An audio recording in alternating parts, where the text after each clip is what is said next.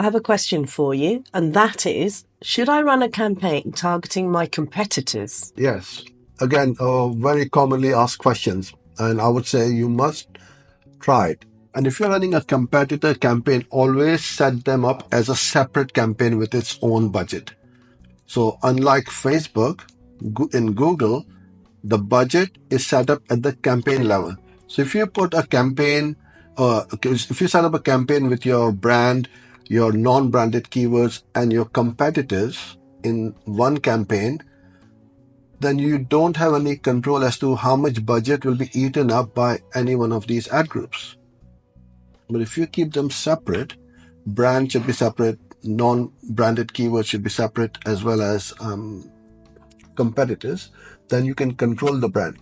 You only put them in the same campaign if the budget is not an issue. If it's limited by budget, when you see that message, you keep increasing it.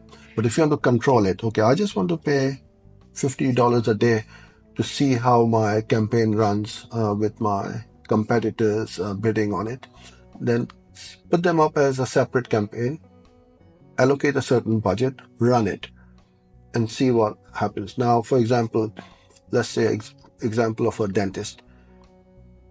You might start to get ads, I would like to cancel my appointment or change my appointment, because they're thinking they're calling their dentist, even though they can.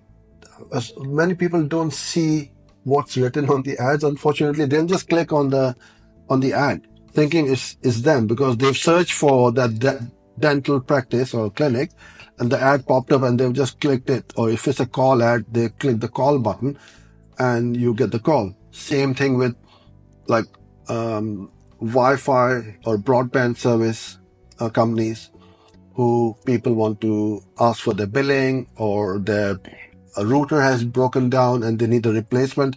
So you'll start to get all these calls. And if you find that you are getting a lot of irrelevant calls, then you need to be very aggressive on the negative keywords. So things like billing, service, repairs, add them as negative keywords. So you don't do, but people are just going to bid on the name. They're not going to put in Virgin repair. They'll just put in Virgin or BT or AT&T and so on. So you got to try. Sometimes it works wonderfully well, and sometimes it doesn't.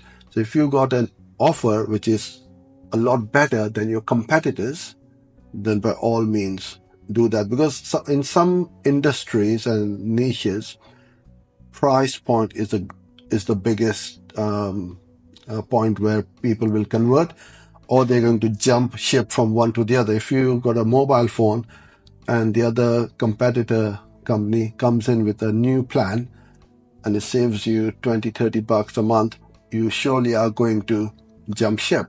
So in that case, I mean, we know that we don't bid on pricing, because you want to offer value in your service. But in certain cases, like a phone company, a phone is a phone. iPhone is same with company 1 to company 2. But if the company 2 is giving a better price, they must bid on the other competitor's brand name or term and get their message in front of that audience.